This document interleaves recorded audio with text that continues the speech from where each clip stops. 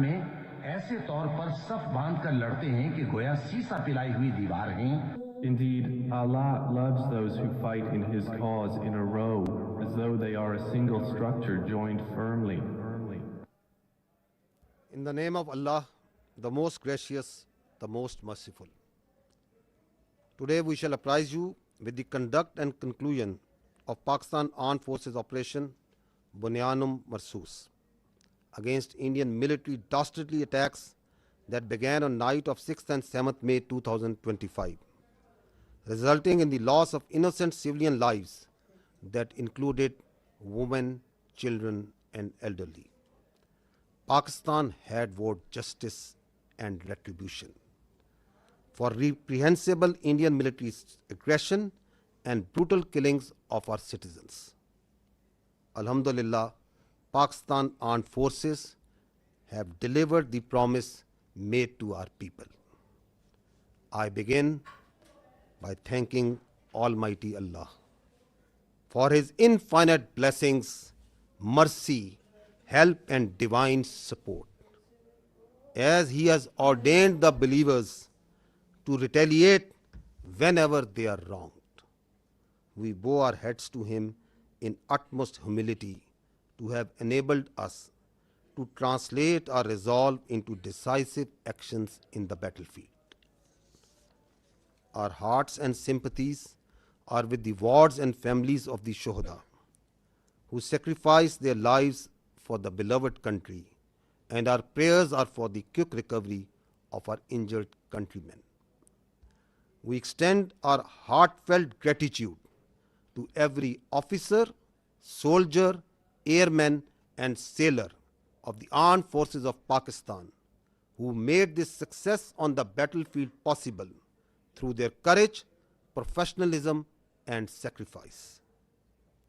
The Armed Forces of Pakistan express their profound appreciation and gratitude to the brave Pakistani nation whose moral strength, resolve and above all wholehearted support and prayers remained unwaveringly with us during these testing times, which became a force multiplier for the Armed Forces of Pakistan. We are specially indebted to the youth of Pakistan who became the frontline soldiers as information and cyber warriors of the country. Profound thanks are also due to you, the vibrant media of Pakistan, who also stood like Bunyanum Marsoos, a steel wall against the Indian media information blitz and fuming as well as warmongering done by the Indian media. We are extremely grateful to the political leadership of all political parties without any distinction for the unified resolve in support of their armed forces for the defense of our motherland. The armed forces are specifically grateful to the inspiring leadership of the Prime Minister of Pakistan and his cabinet ministers for taking destiny-changing decisions of the country and steering it through this critical situation. Let me share now the operational details of Operation Bunyanum Marsoos. Ladies and gentlemen, Pakistan's response was a textbook demonstration of integrated tri-services jointness enabled by real-time situational awareness, network-centric warfare capabilities, and seamless multi-domain operations. This synergy across air, land, sea, and cyber domains allowed for precision engagements, overwhelming lethality, and rapid tempo. All platforms operated in synergy, delivering coordinated effects at carefully selected decisive points. Using precision-guided long-range Fateh series missiles F-1 and F-2 of Pakistan Army, precision munitions of Pakistan Air Force, highly capable long-range loitering killer munitions, and precision long-range artillery.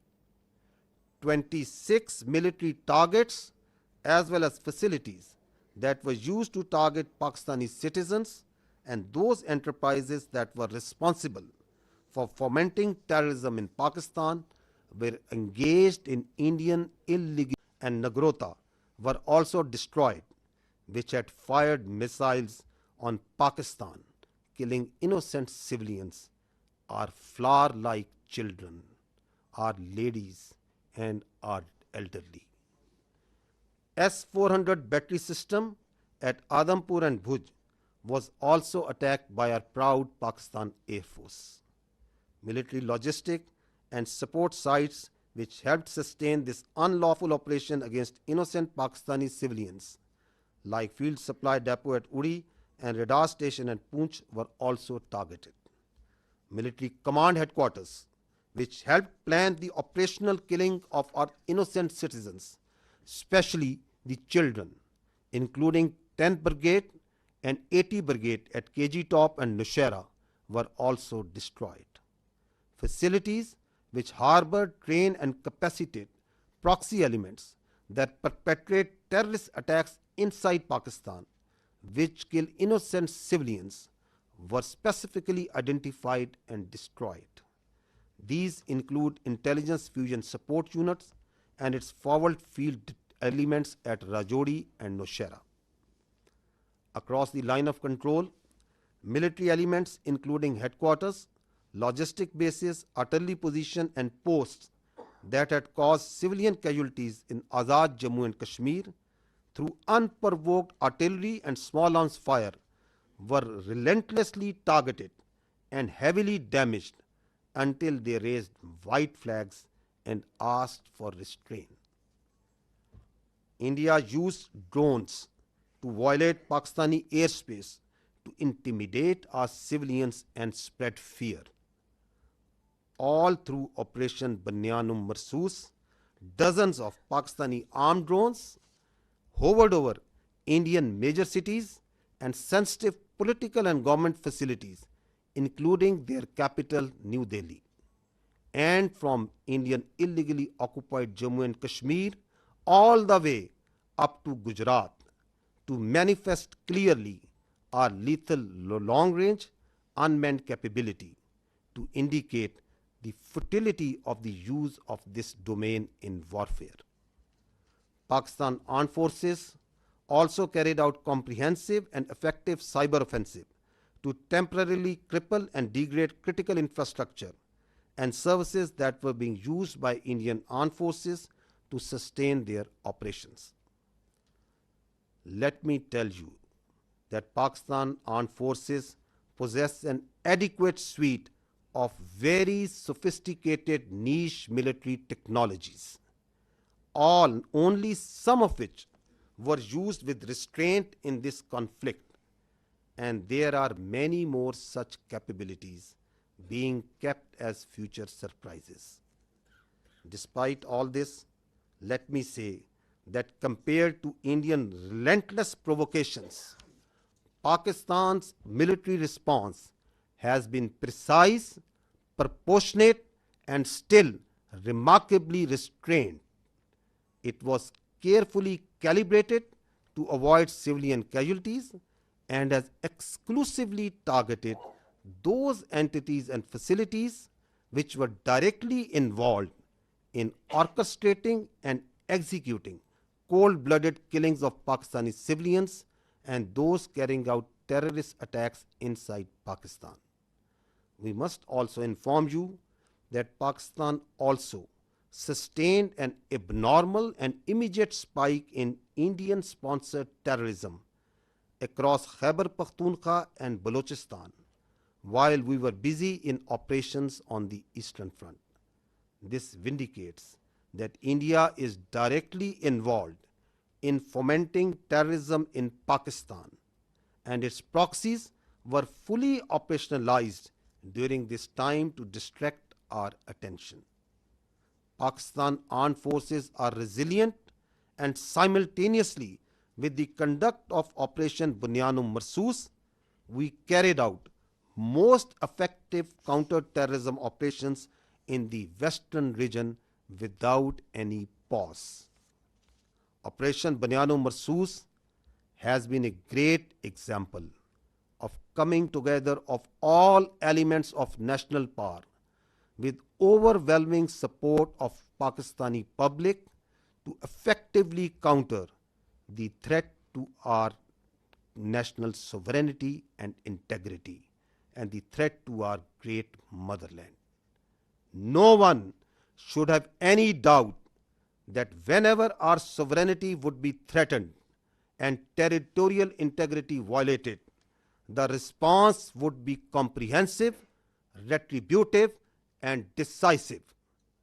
Pakistan Armed Forces thank and salute the Pakistani nation for its courage, resilience, and national fervor during this conflict. Let me finish with the Quranic verse from the Surah Anfal. وَيَمْكُرُونَ وَيَمْكِرُ اللَّهُ وَاللَّهُ خَيْرُ الْمَاكِرِينَ. They plan and Allah plans, and Allah is the best of planners. Pakistan Zindabad, Afwaj Pakistan Paindabad. Now, ladies and gentlemen, I will read out this statement in Urdu for our citizens of Pakistan in general. बिस्मिल्लाहिर्रहमानिर्रहीम. आज मैं आपको पाकिस्तान की मुसल्लह अफवाज के operation बनियान मरसूस की कार्रवाई और इसके नताइज से आगाह करना चाहता हूँ, जो भारत की बुज़दिलाना फ़ौजी जहरियत के जवाब में किया गया. ये हमले 6 और 7 मई 2025 की दरमियानी शब शुरू हुए, जिनके नतीजे में मासूम शहरी, जिनमें ख़वातीन, बच्चे और बुज़ुर्ग शामिल थे, शहीद हुए. पाकिस्तान ने भारतीय जारियत और हमारे शहरियों के बेहमाना कत्ल पर इंसाफ और इंतकाम का वादा किया था. अल्हम्दुलिल्लाह पाकिस्तान की मुसल्लह फ़ौज ने ये वादा पूरा किया. मैं सबसे पहले रब्बे ज़ुल जलाल का शुक्र अदा करता हूँ. मैं सबसे पहले रब्बे ज़ुल जलाल का शुक्र अदा करता हूँ, जिसकी बेपाया रहमत, नुसरत और मदद हमारे साथ रही. अल्लाह ताला ने मोमिनों को हुक्म दिया है कि जब उन पर जुल्म हो तो वह जवाब दें. हम अल्लाह के हजूर सजदा रेज होते हैं कि उसने हमें अपनी अज़्म को फैसला कुन अमल में ढालने की तौफीक अता फरमाई. हमारे दिल और दुआएं इन शोहदा के ख़ानदानों वतन पर कुर्बान कर दी. हम ज़ख्मियों की जल्द सेहत याबी के लिए भी दुआगो हैं. हम पाकिस्तान की मुसल्लह अफवाज के हर ऑफिसर, सिपाही, एयरमैन और सेलर के बेहद मशकूर हैं, जिन्होंने अपनी जुर्रत, पेशावराना महारत और कुर्बानी से मैदान जंग में कामयाबी को मुमकिन बनाया. हम पाकिस्तान की मुसल्लह अफवाज पूरी कौम, खुसूसन नौजवानों के जज्बे, हौसले और भरपूर हमायत पर दिल की गहराइयों से शुक्रगुजार हैं, जिन्होंने मुश्किल तरीन वक्त में हमारे हौसले को कई गुना बढ़ाया. हम पाकिस्तान के उन नौजवानों के भी मकरूज हैं जो साइबर और इंफॉर्मेशन के महाज पर सफ़े अव्वल के सिपाही बने. हम पाकिस्तान के मुतहर्रिक और बहादुर मीडिया के भी शुक्रगुजार हैं, जिन्होंने भारत के प्रोपेगेंडा और जंगी जुनून के ख़िलाफ़ बुनियानो मरसूस यानी एक आनी दीवार की तरह खड़े हुए. हम बिला तफरीक तमाम सियासी जमातों की क़यादत के भी ममनून हैं, जिन्होंने सियासी इख्तलाफात से बालातर होकर वतन के दिफा में मुत्तहिद होकर अफवाज पाकिस्तान के शाना बशाना खड़े होने का बेहतरीन मुजाहरा किया. मुसल्लह अफवाज बिलखसूस पाकिस्तान के वज़ीर आज़म और उनकी काबीना की कायदाना सलाहियतों और जुर्रतमंदाना फ़ैसलों की भी कदरदान हैं, जिन्होंने मुल्क को इस नाज़ुक मोड़ पर दुरुस्त सिमत में रहनुमाई फराहम की. ख़वातीन व हज़रात, अब मैं आपको ऑपरेशन बुनियान मरसूस की तफसीलात से आगाह करूँगा.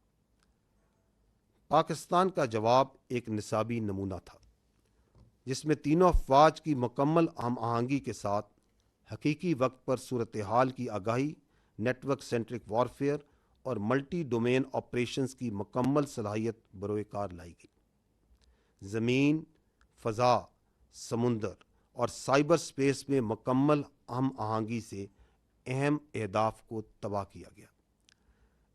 پاکستان فوج کے F-1 اور F-2 دور مار کرنے والے میزائل، پاک فضائیہ کے جدید پریسائز منیشن، طویل فاصلے تک مار کرنے والے لوئٹرنگ ایمونیشن اور جدید پریسائز آرٹلری کے ذریعے بھارت کے 26 اہم فوجی اہداف کو نشانہ بنایا گیا۔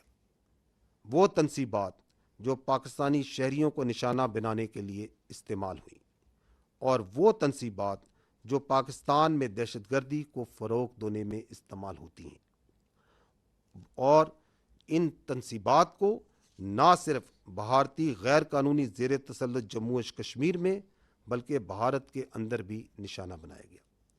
نشانہ بنانے والے فضائی اور ہوائی اڈوں میں ایئر فورس اور ایویشن بیسز سورت گڑھ، سرسا، بھج، نالیا، آدم پور، بھٹنڈا، برنالہ، ہلواڑہ، اونتی پورہ، سری نگر، جموں، ادھم پور، مامون، امبالہ اور پٹھان کوٹ شامل تھے۔ بیاس اور نگروٹا میں موجود براموس میزائل کے ذخائر جو پاکستانی شہریوں پر حملوں میں استعمال ہوئے، ان کو تباہ کیا گیا۔ S-400 ایئر ڈیفنس سسٹم کو پاک فضائیہ نے بوجھ اور آدم پور میں نشانہ بنایا۔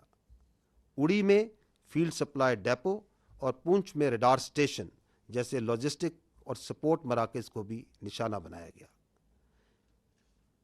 KG ٹاپ اور نوشہرہ میں موجود 10 بریگیڈ اور 80 بریگیڈ کی کمانڈ تنصیبات کو بھی تباہ کیا گیا۔ یہ وہ تنصیبات ہیں جہاں سے بلا اشتعال فائرنگ کر کے معصوم بچوں اور عورتوں کو نشانہ بنایا گیا۔ راجوڑی اور نوشہرہ میں موجود ملٹری انٹیلیجنس کی یونٹیں اور ان کے فیلڈ عناصر جو پاکستان میں دہشت گردی میں ملوث پراکسیز کو سپورٹ دیتے تھے، ان کو بھی ختم کیا گیا۔ لائن آف کنٹرول کے پار وہ تمام آرٹلری، لاجسٹک اور پوسٹیں جو آزاد جموں اینڈ کشمیر میں سولینز پر فائرنگ کرتی تھیں، ان پر شدید اور مسلسل جوابی کارروائی کی گئی، یہاں تک کہ انہوں نے سفید جھنڈے اٹھا لیے۔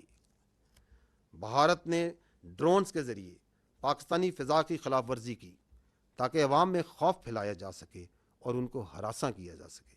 اس کے رد عمل میں آپریشن بنیان و مرصوص کے دوران پاکستان کی مسلح ڈرونز بھارت کے بڑے شہروں انکلوڈنگ دارالحکومت نیو دہلی اور اللیگلی آکوپائڈ جموں اینڈ کشمیر سے لے کر گجرات تک مسلسل پرواز کرتے رہے، تاکہ پاکستان کی صلاحیت کا نہ صرف اظہار کیا جا سکے اور بلکہ یہ بتایا جا سکے کہ اس ڈرونز کے ڈومین کا موجودہ وارفیئر میں کوئی فائدہ نہیں۔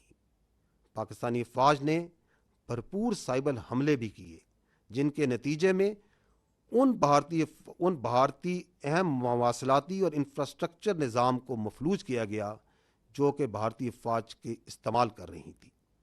یہ یاد رہے کہ پاکستانی افواج کے پاس ایسی کئی جدید جنگی صلاحیتیں موجود ہیں جن کا کچھ کا استعمال اس تنازع میں محدود سطح پر کیا گیا، اور کئی صلاحیتیں آئندہ کے لیے محفوظ رکھی گئی ہیں۔ ان سب اقدامات کے باوجود میں واضح کرنا چاہتا ہوں کہ بھارت کی مسلسل اشتعال انگیزی کے مقابلے میں پاکستان کا رد عمل نہایت درست، متوازن اور محدود نوعیت کا رہا۔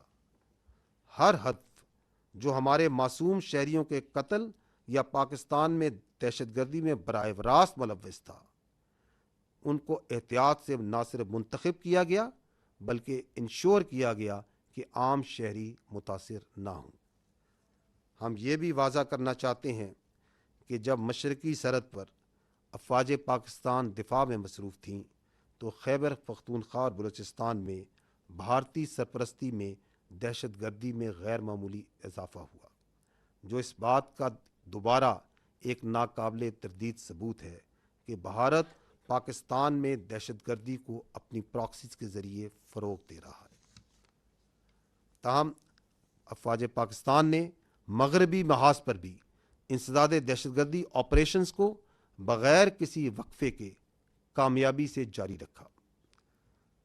خواتین و حضرات، آپریشن بنیان و مرصوص ایک ایسی شاندار مثال ہے جہاں قوم کی تمام طاقتیں متحد ہوئیں اور متحد ہو کر مادر وطن کے تحفظ کے لیے کھڑی ہو گئیں۔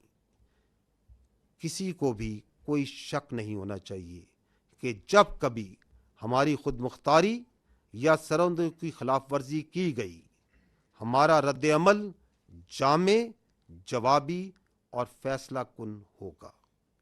افواج پاکستان پاکستانی قوم کو اس کے حوصلے، عزم اور حب الوطنی پر سلام پیش کرتی ہے۔ اور آخر میں سورہ انفال کی ان آیات پر ختم کرنا چاہوں گا، وَيَمْكُرُونَ وَيَمْكُرُ اللَّهُ وَاللَّهُ خَيْرُ الْمَاكِرِينَ۔ وہ تو اپنی تدبیریں کر رہے تھے اور اللہ اپنی تدبیر کر رہا تھا، اور وہ سب سے مستحکم تدبیر کرنے والا ہے۔ پاکستان زندہ باد، افواج پاکستان پائندہ باد۔ اب میں آپ کو اس آپریشن کی مزید جزیات سے آگاہ کرنے کے لیے آپ کی توجہ اسکرین کی جانب مقبول کرانا چاہوں گا۔ كم من فئة قليلة غلبت فئة كثيرة بإذن الله. And the translation reads, how many times it happened that a smaller force vanquished a bigger force by the will of Allah. History has proven that the complete nation and its armed forces have always stood together with all their might against any act of aggression. Alhamdulillah, we have the will, capacity and capability to protect our sovereignty and territorial integrity, and we are all well aware of the ways and means to do it. Our forefathers, they have sacrificed immensely, and we have sacrificed a lot for the creation of this country, and we know how to defend it. If this great Pakistani nation and the Pakistani armed forces, if 1.3 million Indian army with all their wherewithal, if they cannot intimidate us and they cannot coerce us, these terrorists can subdue the armed forces of Pakistan. ہم صرف یہ کہنا چاہتے ہیں کہ نہ ہم تمہاری طاقت، نہ تمہاری مکاری اور تمہاری جارحیت سے مروب ہونے والی قوم ہے۔ Now you just wait for our response.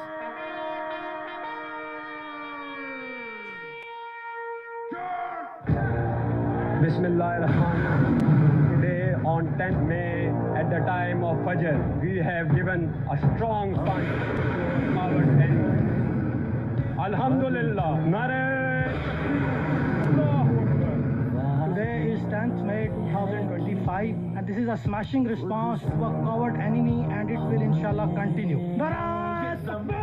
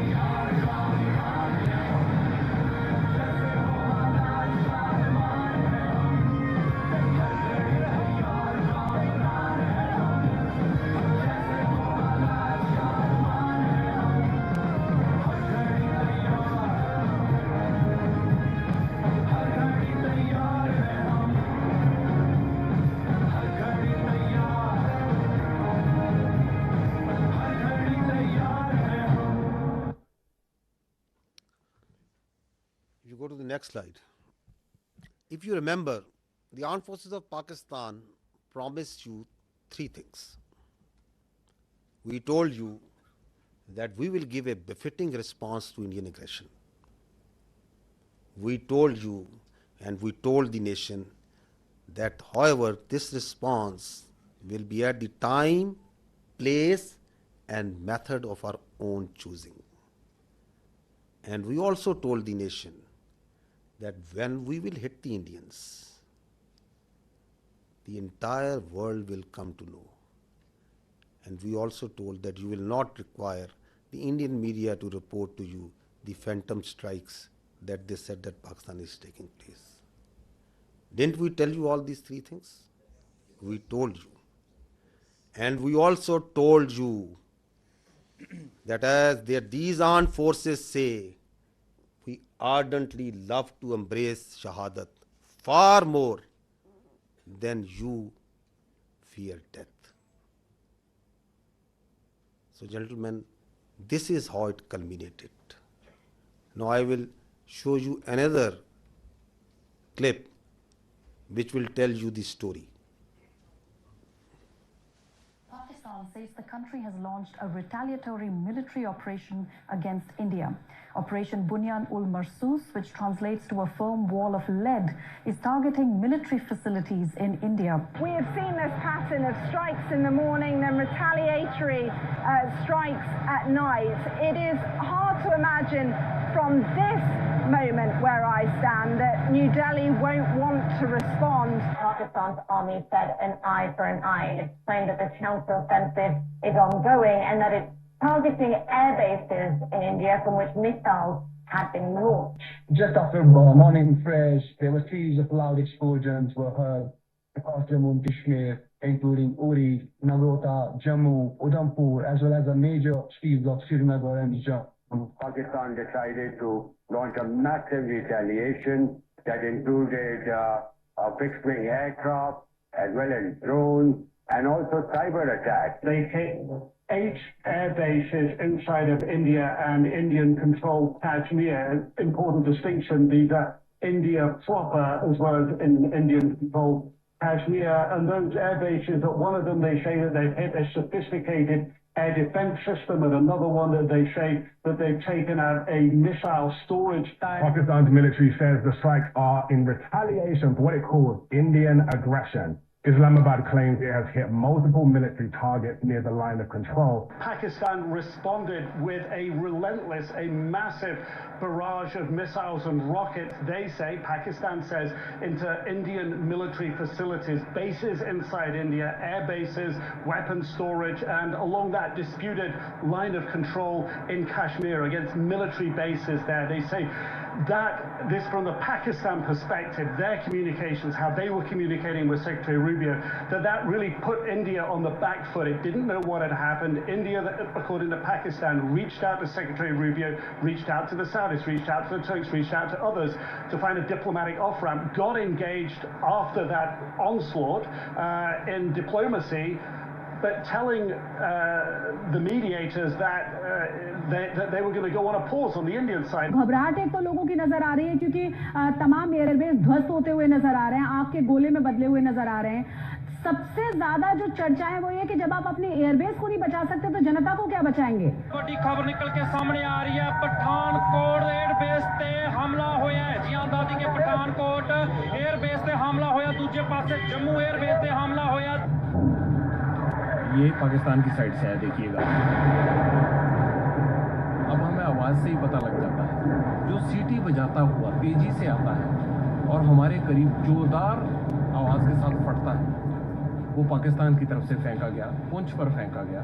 देखिए उन्होंने जो किया है, पठानकोट, पठान हमारा आगे जिसको हम कहें एडवांस एयरबेस है, बहुत है।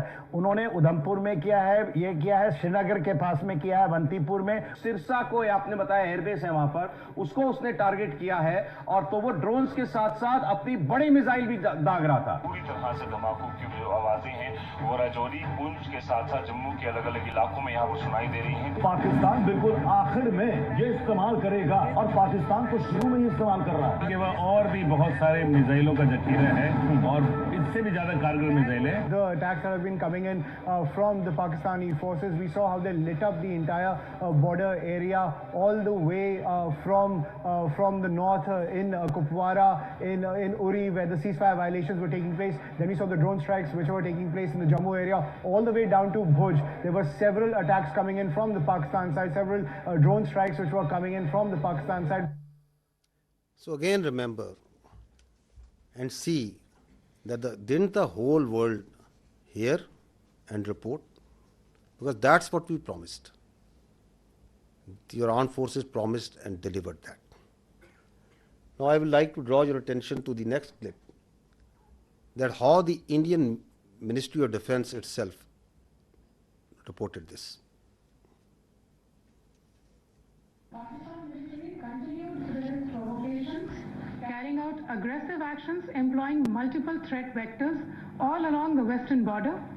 Pakistan employed UCAV, drones, long-range weapons, loitering munitions and fighter aircrafts to target military infrastructure. Pakistan military also resorted to air intrusions using drones and firing of heavy caliber weapons along the line of control. Air intrusion and several harassment attacks were also attempted from Srinagar till Nalia at more than 26 locations. Damage was sustained to equipment and personnel at Indian Air Force stations at Udhampur, Pathankot, Adhampur and Bhuj.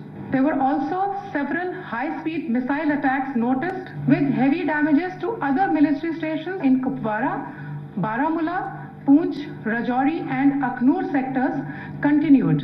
Indian Armed Forces reiterate their commitment to non-escalation, provided it is reciprocated by the Pakistan military. भारतीय सशस्त्र बल दोहराते हैं कि वे तनाव वृद्धि नहीं चाहते, बशर्ते पाकिस्तान भी ऐसा ही व्यवहार करे. So did you find even there from the Indian statements that did Pakistan attack anything other than military targets? No. Did any international media, even Indian media, what are they reporting?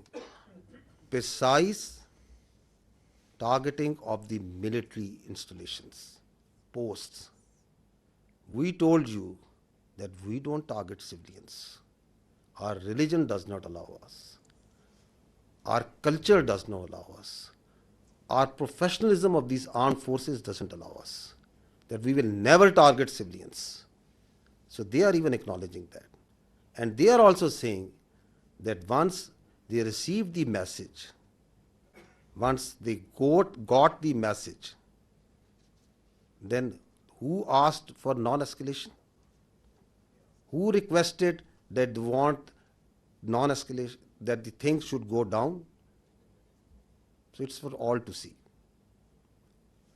So now I will request first Vice Admiral Rab Nawaz to give you a short brief on the naval operations that were part of the Operation Bunyan-e-Marsoos, followed by Air Vice Marshal Aurangzeb on the air operations. And after that, we will take your questions and answers.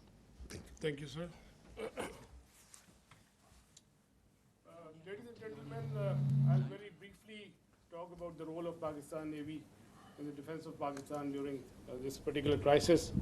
And by the grace of Almighty Allah and with Almighty's help, We were able to defend Pakistan's sea frontiers and deter an enemy which is numerically superior. We kept the enemy at bay, and I'll just briefly talk about how we executed our operations.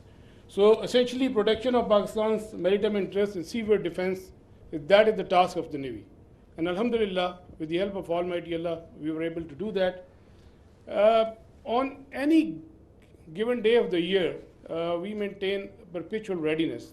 And what that means is that our ships and submarines, they are stocked up, all the military logistics are stocked up.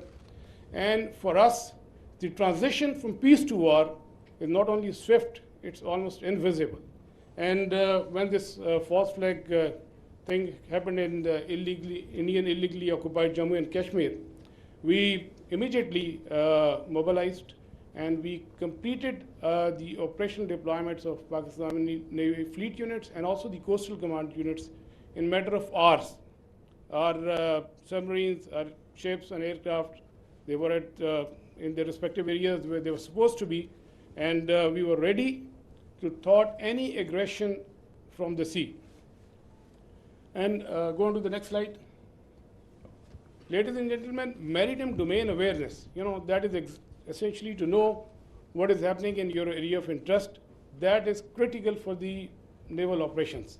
And I'll just briefly talk about that, because to generate any response, you need to be aware of the happening in your area of responsibility.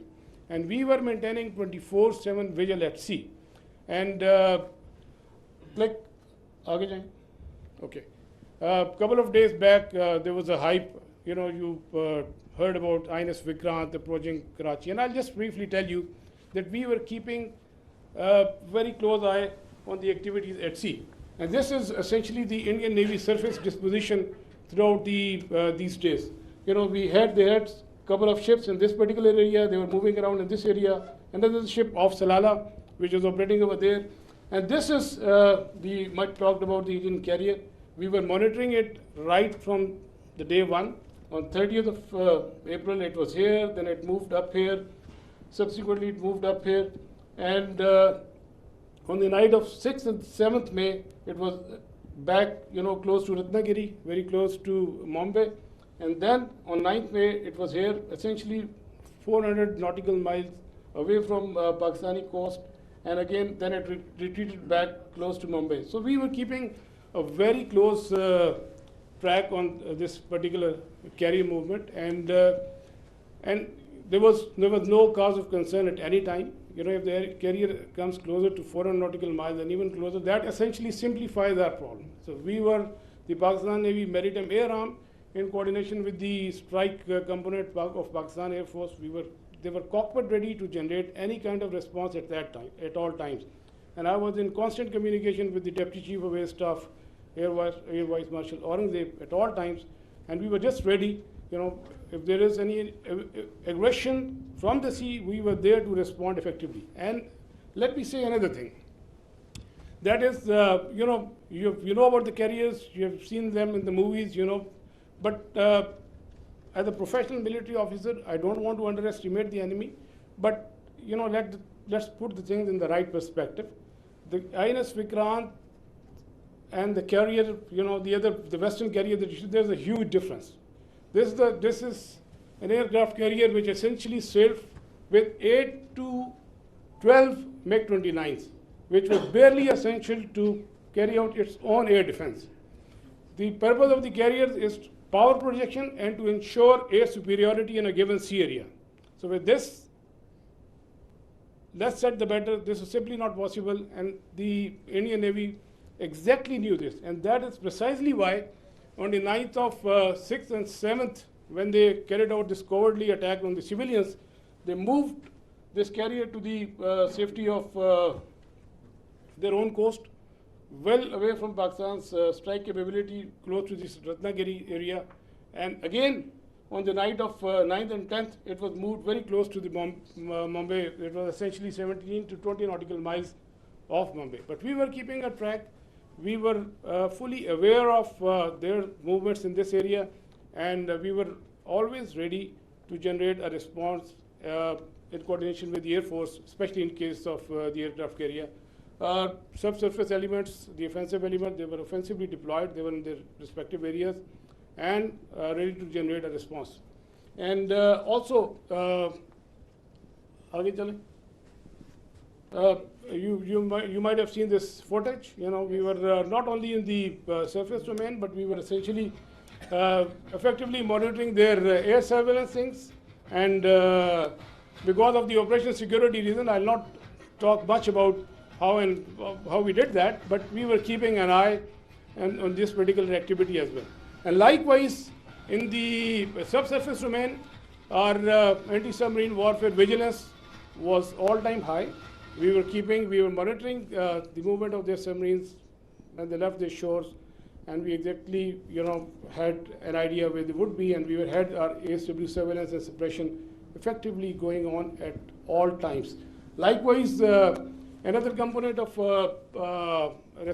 Pakistan Navy's responsibility is the defense of the Creek area. We had our coastal command units deployed over there in close coordination with headquarters 5 Corps elements, Pakistan Army elements, and they were poised to defend this particular area in case of any aggression from the south. Another important component is the protection of ports and harbors. You have just heard the DG ISPR talked about the subconventional threat that we witnessed. There was a surge in other part of the country, and we were, there were real-time apprehension that there may be a surge. So we ensured the protection of all ports and harbors of Pakistan, and coastal command elements, they effectively played a very, very important role in this. And just to mention that on the night of 6 and 7, when they carried out the attack on Pakistan, we were fully ready to respond to any aggression from the sea. We were just ready, and but the enemy chose not to come over. It was essentially not a matter of choice. I would say it was a matter of compulsion, because enemy fully understood the cost it would have incurred had it ventured from the sea. And likewise, वापस जाइएगा, go back please, go back. And a few words about the missile threat that you have talked about. You must have heard the enemy missile attack. We were keeping a very close eye on enemy deployment in this area, from where they can potentially launch a missile threat towards Karachi.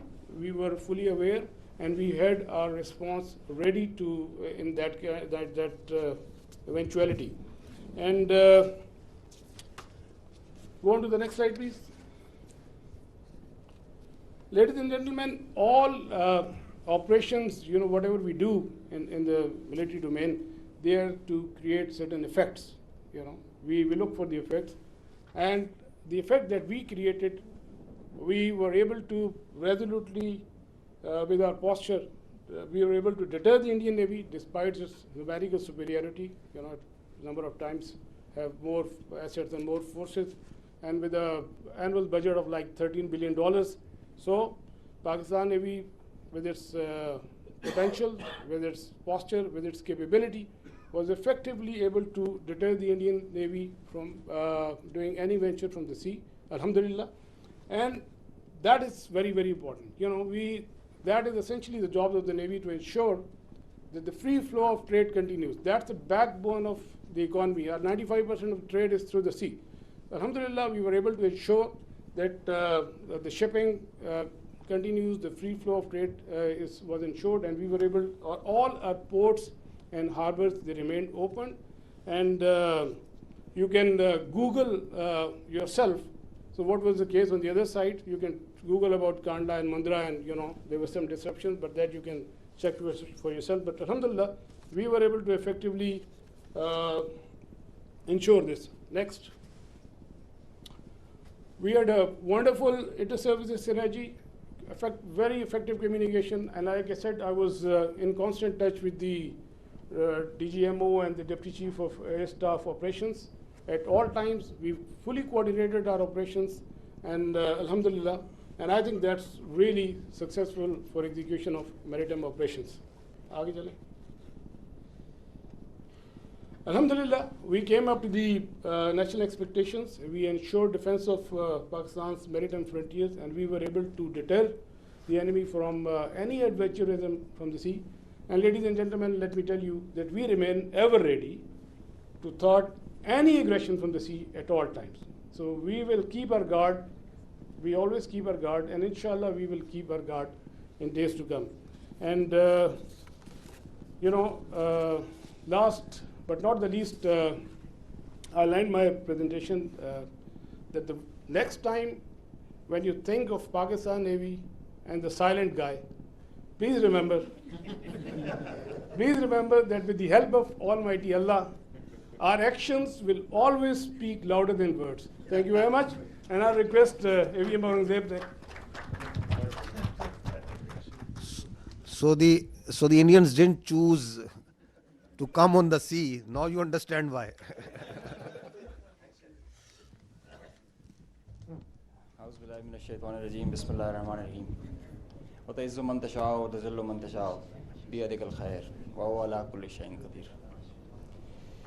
On behalf of Pakistan Air Force, Chief of the Air Staff, Pakistan Air Force, I stand here with you all with deep-rooted humility and gratitude.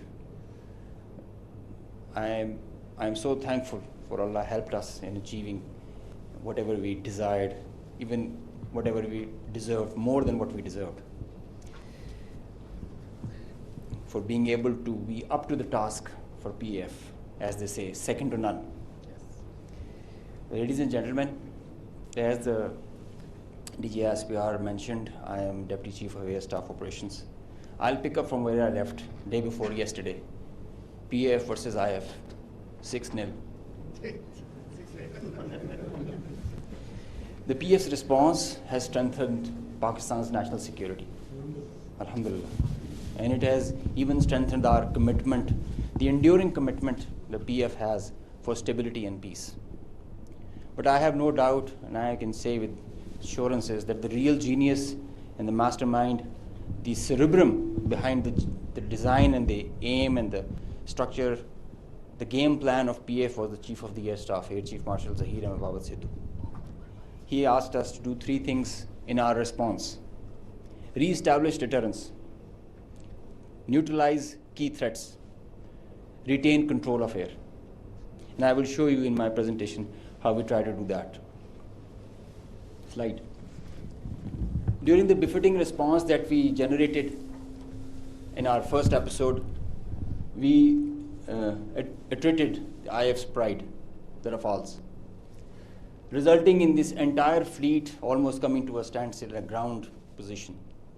You could see that they were not flying after that, at least not close to their western border. This reduction in flying to bare minimum actually reduced their liberty of action. They curtailed their options. Slide. This is the Pakistan's air defense environment. Pakistan air defense environment is offensive, it's integrated, it's credible. And I'll show you. IF initiated having no space with their manned aircraft. They initiated with their unmanned aircraft operations, targeting Pakistan's civilian population and their infrastructure. Here you see all these spots all across the swath of drones and UAVs who are coming inside our territory, which is being picked up by all our radars from the moment they were entering, even before that. Slide. Now, PF's air defense environment is suitably configured to detect enemies' low RCS radio radar cross-section, high and slow speed platforms. That you can see that they are all visible by the time they are entering. Slide. So the anti-drone systems of Pakistan Air Force and Pakistan Army also, and Navy, they rendered the enemy US drones attacks ineffective by spoofing, jamming, and making their systems, rendering them unserviceable. Slide. All drones with low cross-section also were detected, rendered useless through utilization of the indigenous GPS jamming systems that we have, the data and the SATCOM link denial that we created through our indigenous systems that we have made ourselves. So whenever those systems were attacked with the soft kill, they had their error induced into the GPSs and they were going haywire. And whenever they were coming to closer to any civil population or civil area of high value, a direct or a hot kill was achieved on them. Slide. So here you can see they were neutralized mid-air with the hard kill whenever they were coming close to any population or any area. Being in a sparsely populated area, they were left all around and they were applied with the soft kill. Slide. Now, after that, when the US chapter was over and they were fearing PF's retribution, in utter desperation, the IF resorted to a highly escalatory, very irresponsible surface-to-surface and long-range vector application. You can see this is Suratgarh and this is our base Rafiki. This is our eastern border, and you can see the BrahMos, high-speed BrahMos traveling almost at 3,000 kilometers per hour, who are going over there and coming numerous one after another. And now they were being attacked with PF's soft kill. We were inducing the errors into them, into the GPSs, which increase their CEP. The probability of missing the target increases.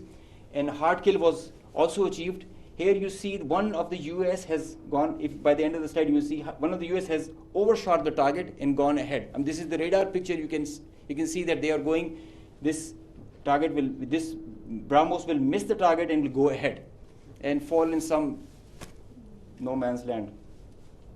And they are being, one after another, they are coming back, crossing the borders. They are being picked, slide. They are being picked as soon as they are being launched. So real-time launch, mid-flight and terminal phase of all SSM, PF has the capability. Our air defense system, as I just mentioned, is very offensive, integrated, and credible. So here you see that they are being launched from Bhuj area. This is the southern part of the country. And this is our airfield Bhulari. You must have mentioned, you have seen there were a lot of mention from the our counterparts. Here you see this BrahMos is coming. It's almost reaching the target, and you'll see when we will apply the soft kill, look what happened to it. It moved left and then disappeared towards the ground. This is the radar evidence that we have that there so many of their vectors missed the targets.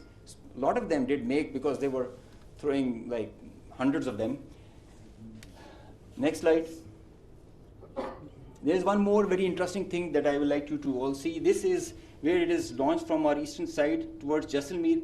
This is our airfield Shahbaz, Jacobabad. Now this BrahMos is crossing on top of Shahbaz, and it is going towards our western border, almost to our neighboring country, towards that. You can see this is going there, it's going ballistic. Now they are not even threatening their neighbor, they are threatening the regional stability of the whole continent and the larger area. So effective sensor to shooter grid that was made by PAF and the potent hardened soft kill capability that led to the missed target opportunities for lots of their surface-to-surface and long-range vectors. Slide. Now this is another thing that I want you to all to see. This is a launch of a high-speed projectile that has been launched from their area surrounding Adampur. Now these are the vectors where our radars are picking them, and it is disappearing short of Amritsar area within their own territory. This is the most absurd kind of a targeting psychology or practice that you would see, that you are not only targeting neighboring countries to your enemy, if they consider it, and your own people as well, jeopardizing their safety. This is the high-speed project impacting within own territory, and we have other pictures for that also. This is the repeat occurrence that happened the other night also. Slide. Now the PF's response, I would like you all to pay attention to that, because this is kind of a dizzy slide, but I will go one by one so that it's all clear. PF's response, PF's effective spectrum warfare, which supplemented the kinetic ops that we envisaged to take. The integrated, seamless, synchronous utilization of EW, cyber, and space domains, coupled with the synergetic all-domain offensive response, which orchestrated following a very intricate targeting the mechanism that we undertook to engage the targets of swift, calibrated, effect-based approach to operations, which was undertaken across complete swath of the Indian Western Front. Now you have seen in the video montage that the whole border was exposed by PF and our armed forces. So starting from the north across LOC till Kandla, with targets including airfields, ammo dumps as far and as deep as Delhi. I mean, you can say something about Islamabad, which is a stone's throw distance, and Delhi, with, as the DG ISPR mentioned, some other cards up our sleeves with more ranges.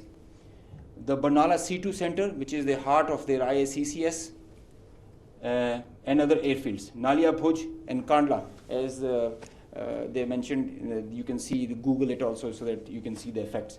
PF's hypersonic missiles, unmanned force, stand-up weapons, and long-range vectors all were on the menu for the multi-domain operations that we undertook. So PF's utilization of niche and disruptive capabilities struck deep inside the enemy. And there were like hundreds of drones that were there. Hypersonic, engaged targets, deep, precise, lethal, destructive. Slide. Just go back. I will explain the slide that is coming ahead.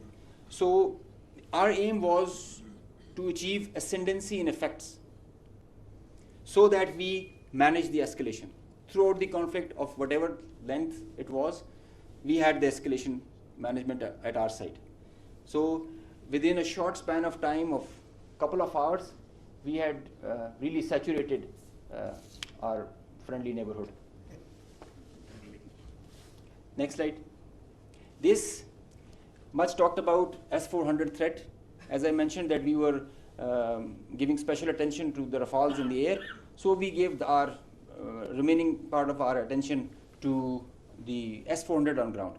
Now identifying S-400, attacking them is a easier part than identifying it on ground because it is mobile, it's a high value thing, and you guard it. It's kind of a center of gravity. So we were tracking through our satellite imagery well before the hostilities, as we usually do. So we had pinpointed S-400. As you can see, we knew that this is parked. It's cheeseboard radar and the other part of the radar, the other constituents of the whole S4 battery. Slide. These coordinates, go back, these coordinates were ortho-rectified by our space department so that you have a very precise engagement. Whenever you are throwing and employing long-range vectors, you really need very precise coordinates so that you don't miss. So S-400 was at Adampur was targeted like that. Next. As I mentioned, some niche technologies and capabilities were employed. So our loiter munition and killer drone strike at PF. At Udhampur, you can see this was their complex and command and control, magnified before and after. It's not there. Now these kind of pictures, loads of pictures are there for targets. So I need not to show them. They were saying it themselves, as you saw on the montage. So PF's response remained very effective, very potent, and very effect-based. Slide. Time and place of own choosing, displaying bold, aggressive, and unwavering resolve of military leadership. I must take a moment to mention what kind of a pressure you have when this kind of a conflict arises, and I must appreciate the leadership, both the Chief of the Army Staff and Chief of the Air Staff, both. They were both very resolute and very clear in giving instructions to all of us who are the players towards the Navy, Army, and the Air Force. And that is perhaps the reason we were so sure about it, what we have to do. In speed and direction, sometimes you have to prioritize direction more than the speed.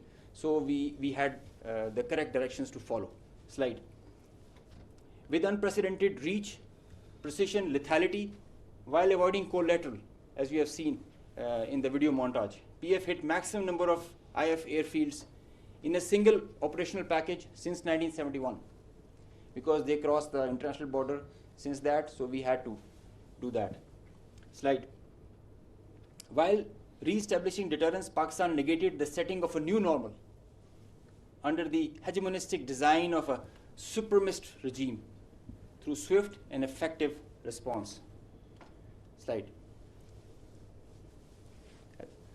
On a closing note, from Pakistan Air Force, PF remains committed to ensure Pakistan's airspace sovereignty and pursue peace with strength.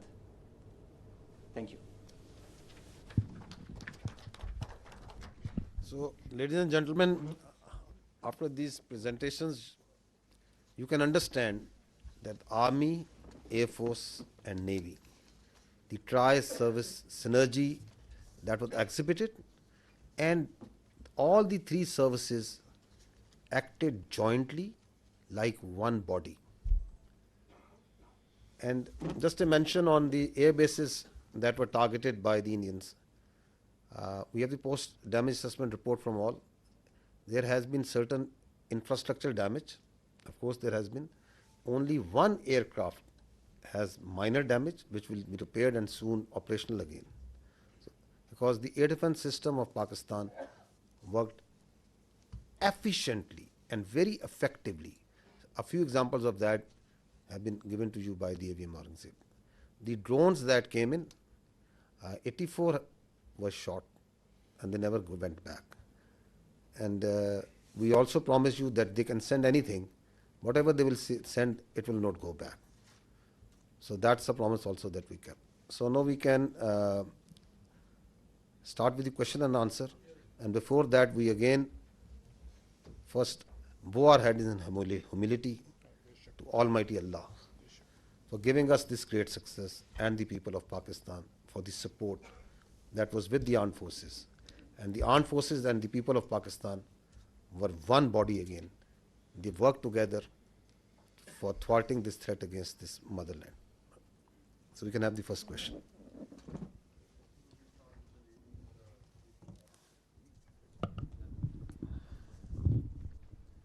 Thank you very much, sir.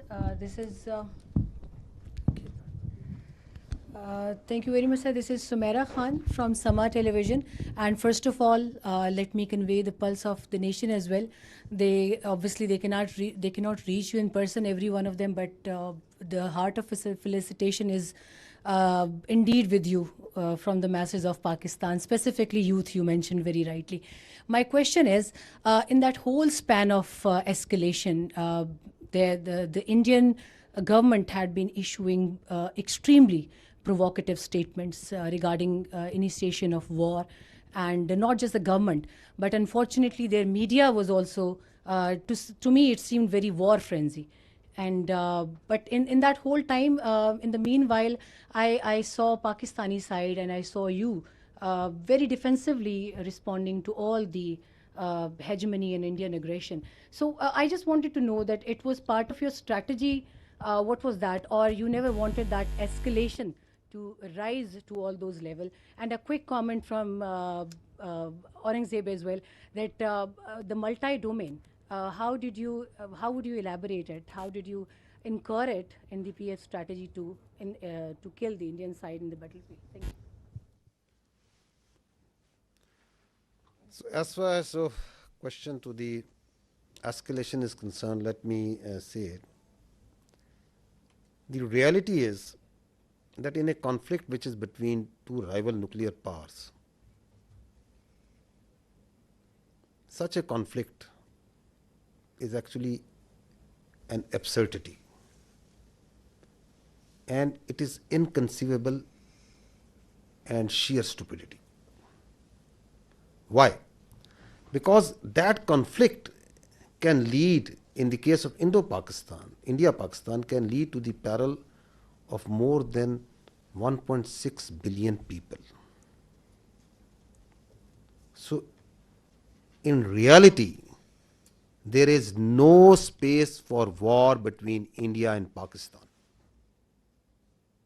And if anyone wants to carve out this space for war, he is actually carving out space for mutual annihilation. So that is why you saw that in this conflict, Pakistan acted in a very mature manner. And through conventional forces,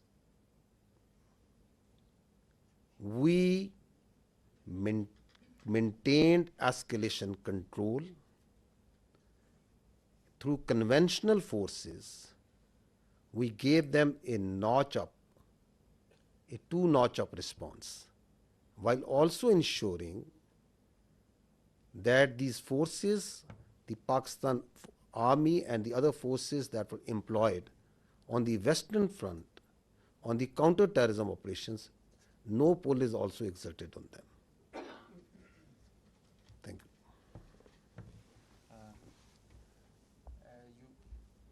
Can you hear me? Okay, you just asked regarding the multi-domain operations. It's a very good question, because this is the buzzword nowadays. But it's not actually something in the air. It's an actual real milestone for PEF. The warfare has changed drastically, and so has everything that is associated with it. It's not the erstwhile concept where you can just get the number of aircraft in air and see. It's called a new EMSO, the electromagnetic spectrum operations. It's a whole new environment that is there. And everything that is regarding Air Force and in the air, it's concerning the electromagnetic spectrum. Now, air supremacy has to be preceded by a spectrum supremacy. And if you control the spectrum, you control the conflict. So Pakistan Air Force, and especially this is a thing that is pursued so vigorously by Chief of the Air Staff, that we have to have that spectrum warfare capability. And you saw how we manifested it. It is a combination of EW, space, cyber, air, land, and sea, command, control, communication, infrastructure, information. All these things, they are in the wider spectrum of electromagnetic operations. And that is how you create an environment. You create an EW web that you manifest in the whole operations. It has to be choreographed at each step, and when to administer what. And it has to be preconceived. I mean, you can't do it randomly, and you cannot just do it on your whims. So you have to understand the whole idea and whole architecture. It might get pretty technical, but multi-domain operations is the need of the day, and all those air forces who kind of relegate it, they end up in the wrong side of the barrel. So Pakistan Air Force prioritizes it. We have our own Spectrum Warfare Operations Center, which is controlling the even in a small battle or an engagement to a larger campaign. Because now all the players who are there, all aircraft, they have so much of sensors, and there's so much of fusion going on, the data links, the software-defined radars, they're all thriving on the electromagnetic spectrum or being challenged by it. So each player is taking a campaign-level decision, the kind of information he is having. And if he doesn't get that information, he is redundant. So electromagnetic warfare is the need of the hour, and multi-domain operations is what carries you, propels you to perform and achieve the mission success with mission survivability, denying the same to the enemy. Thank you. My name is Kiran. I'm from the Khorasan Diary. Sir, I have two questions on what basically I need confirmation. Is that one, when President Trump tweeted about the ceasefire, they said that Pakistan and India can talk in a third country. और अभी जो शाम में Indian authorities की meeting press conference हुई है, they said that the DGMOs spoke, in which Pakistani DGMO asked for ceasefire first, and tomorrow there is a call already planned at 1200. Meanwhile, the IAF said that their operation is still continued. So what is Pakistan's strategy tomorrow when the two DGMOs are going to talk? And the second thing is that, as international media also reported, that Pakistan has Indian pilot in the custody. So do we have Indian pilot in our custody? And if we have, are we going to return her or him? So I can confirm you very clearly, we don't have any pilot in custody. This is all social media chatter. This is all part of the multiple source of fake news and propaganda that keeps on, that has been generated from multiple sources. As far as your first question is concerned, let me say it very clearly and put it on record. Pakistan never requested. The fact of the matter is that on the night of 6th and 7th May, once those ghastly and cowardly attacks were made, the Indians requested after those attacks. And Pakistan gave a very clear response that we will communicate back only after we have given the response that this and retribution that this act deserves. So on 10th of May, after that response and retribution, that just retribution, targeting not the civilians, but those military establishments, those units, those places from where the attack on the civilians, the innocent civilians, the children was made, once they were neutralized and taken out. And on the request and intervention of the international interlocutors, we responded to the already made request of the Indians. And if you see publicly, what's on the public record? What I have shown you just now. What was the public position of the Ministry of Defense of the Indian Armed Forces? Who was asking for non-escalation once the just retribution of Pakistan Armed Forces have gone? So I think the record publicly, the facts speak for themselves.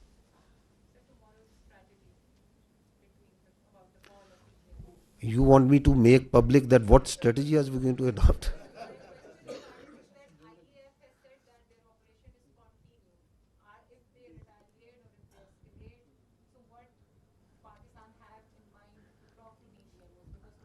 For any threat, anything that they can pose, posture, your armed forces are always vigilant and ready. We have proved it on ground multiple times. We can prove it. So, and we don't respond. And we are not here for a response that what they said. And so it's not that what they said that I have to say.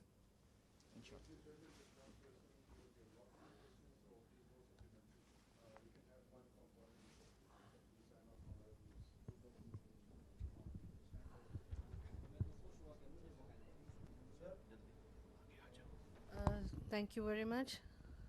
Okay, I'll come to you after that. Thank you very much. Saima Shabir from Arab News.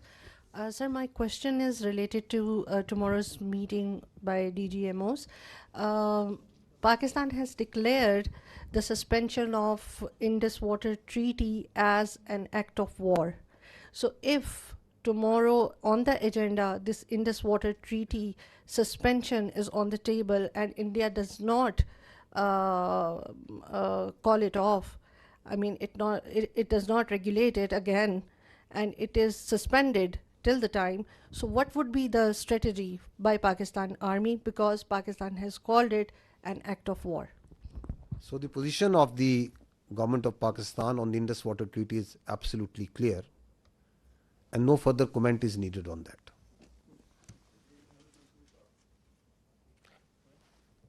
Our Turkish friend over here is raising his hands again and again. Skardu, okay. I thought you are from the Andolo news agency. Sir, many people thought I am Chinese. Yes. Khaplu, great place. Great place. I am from Khaplu Chwar at the border area, just a half hour from the Indian border. Okay. Sir, I am from British. Okay. Sorry for the mistaken identity. So we can go with the question.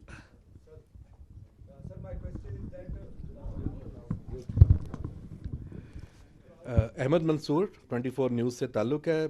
General साहब, हमारी जो forces की leadership है उसके लिए बहुत कुछ कहने को है, लेकिन मैं सिर्फ ये कहूँगा कि जो बॉडी लैंग्वेज स्ट्राइक्स आपने की हैं इस सारे कन्फ्लिक्ट में, उन्होंने भी बॉर्डर पर बड़ा कुछ हिला के रखा है।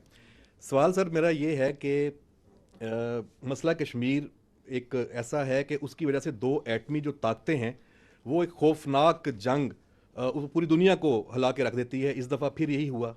और अभी जो सदर ट्रंप ने अभी जो दूसरा ट्वीट किया है उन्होंने मसला कश्मीर को एक मुतनाज़ा इलाका करार दिया है, उसका जिक्र मुतनाज़ा खित्ते के तौर पे किया है। तो इंडिया तो इसको अपने तौर पे इसको गैर मुतनाज़ा कहे बैठा है, लेकिन क्या ये एक बड़ा नादर मौका नहीं है, सुनहरी मौका नहीं है पाकिस्तान के पास कि अब इस जो कन्फ्लिक्ट के तनाज़र में अब चूँकि दुनिया भी राब्ते में है, सबकी नज़रें हैं इस पे, तो पाकिस्तान दोबारा मसला कश्मीर को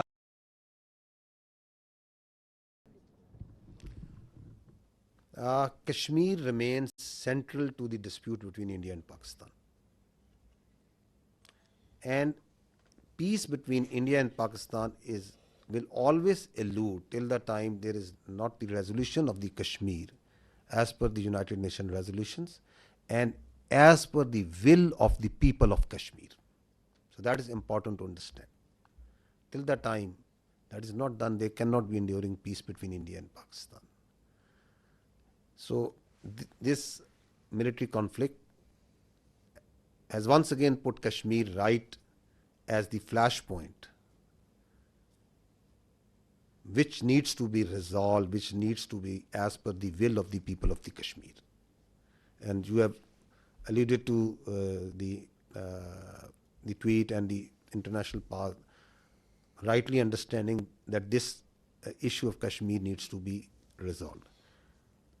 The problem here is that what we are seeing is, and I talked about it in my last press conference also, is that India continues to internalize this external problem.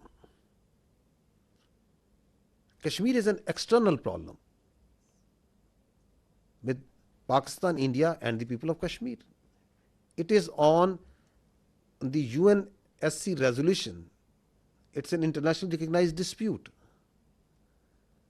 And India is trying to internalize it. How?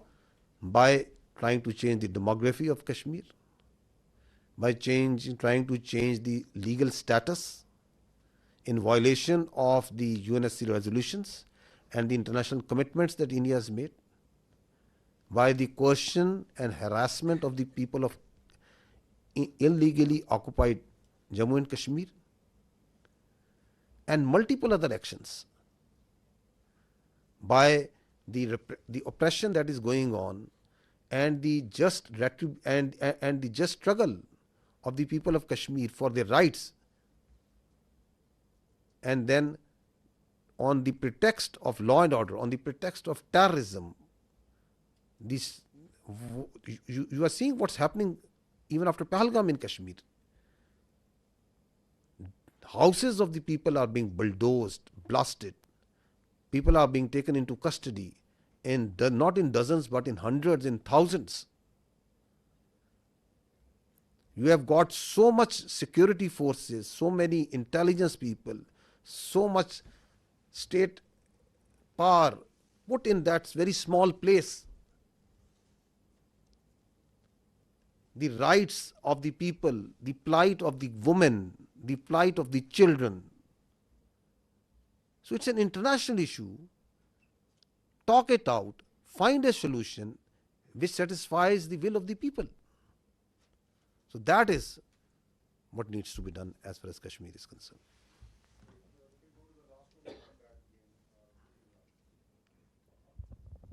Sir Mohammad Imran Suno News से। Sir मेरा question ये है कि क्या international guarantees दी गई हैं कि जो सीज फायर है वो कोई लंबे अरसे के लिए सस्टेन कर सकेगा? You see, being the spokesperson of the armed forces of Pakistan, I can state with 200% certainty that the Pakistan armed forces are holding the line of control ceasefire. No violation is being made by Pakistan Army or the armed forces. Because we are a professional army and we strongly abide by the commitments that we make, and we follow in letter and spirit the orders of the political government. That's what the professional army does. Now, if you see in reality what's happening in Pakistan, Pakistan is celebrating peace. You go to the streets and towns of Pakistan, the Pakistanis are celebrating peace. Does it make any sense for Pakistan to start violating the commitment that we made? It doesn't make any sense, because we are a peace-loving nation, peace within and without.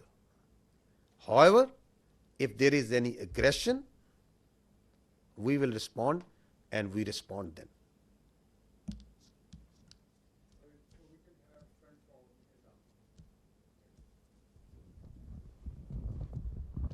So thank you so much. My name is Raza. I'm from Iranian State News Agency. If you allow me, I have a question from the Honorable Vice Admiral. So thank you. So we have seen the activities of the Navy before the escalation and the readiness. As the Indian Navy P-81 was being closely tracked and even seen on media, why Pakistan Navy decided not to shoot it down? And you refer to the limitation facing by the Indian aircraft carrier. Keeping in view the limitation of the Indian aircraft carrier, can you please explain us why India have not brought its carrier to, for so-called possible attack?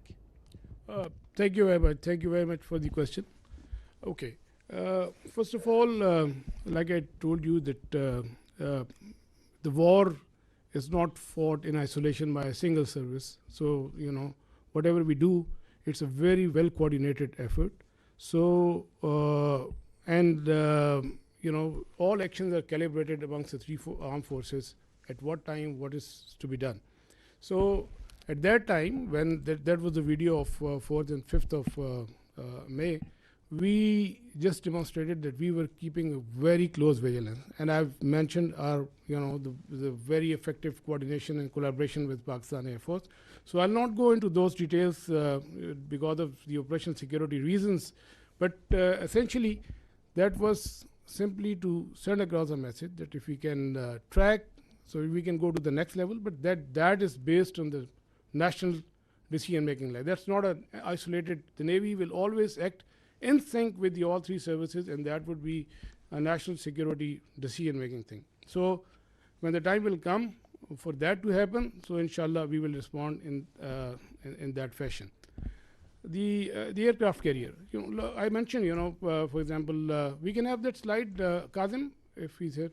So this is the aircraft carrier which is having 8 to 12 MiG-29s, which is barely enough to carry out its own air defense. And aircraft carriers, if the Western air carrier, if you talk of the 4th class aircraft carriers, they carry like 75 plus aircraft. And the purpose is to project the power and to have the air superiority in the theater of war. Yeah. So, and that is how they influence operations from sea to land. So here, in case of INS Vikrant, the aircraft that it was carrying, they were barely enough to carry out its own air defense. And, the question of projecting power ashore or to maintaining an air superiority in a conflict theater, that's simply not possible. We know that, the Indian Navy understands that, and that is why it was more of a psychological, trying to create a deception or a psychological effect. And we fully understood that. And like I said, we were always ready. Had there been any aggression, we, in close coordination with Pakistan Air Force, we were always ready. They were cockpit ready to generate a response. We have a mechanism worked out with the Pakistan Naval Aviation assets and Pakistan Air Force assets. So the response was always ready. And this is simply, let me say it politely. I did mention that as a professional military officer, I don't want to underestimate the enemy. But let me tell you candidly that INS Vikrant, with its present capability, It's effective essentially in the IO domain, and which essentially you saw that article in the Telegraph and that hype about. So essentially, its effectiveness is restricted to the IO domain, and had it not been the case, it would have projected the power ashore and it would have created some effect. So they understand the limitation, and we also understand that. Thank you very much.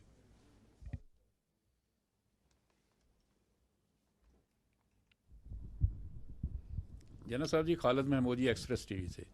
जना साहब, Indian media ने जो 3 दिन में तूफ़ान बर्पा किया, उसको तो हम अच्छी तरह जानते हैं, उसका जवाब भी उनको दिया गया। आज जो उनकी स्पोक्स पर्सन थे, मिलिट्री स्पोक्स पर्सन, उनकी आज प्रेस कॉन्फ्रेंस हुई, उसमें उन्होंने बताया कि बहावलपुर में जो उन्होंने टारगेट किया था, उसमें रऊफ़ नामी शख्स को उन्होंने टारगेट किया था, और उसको वो बहुत हाई वैल्यू टारगेट अचीवमेंट उसको शो कर रहे हैं। आप बताइएगा कि क्या ऐसा कोई वाक़या वहाँ पे हुआ और इसकी हकीकत क्या है? I think this question was discussed day before once we had the last press conference, and because this was discussed in this point was made by this, so we have pulled out the same video clip. So I'll just see that first, so that you can see what the fact of the matter is. If you can, if we can run that clip, because the reality is for everyone to clear, is obviously for everyone to see. So you see, yes, this one. If you just stop here. So this is the Indian High Commissioner in UK who is showing on international media picture of a person leading the prayers. You can see that. Now he is saying that this man is brother of an alleged person who is in incarceration, that this man is the brother of that terrorist, the alleged terrorist that they say.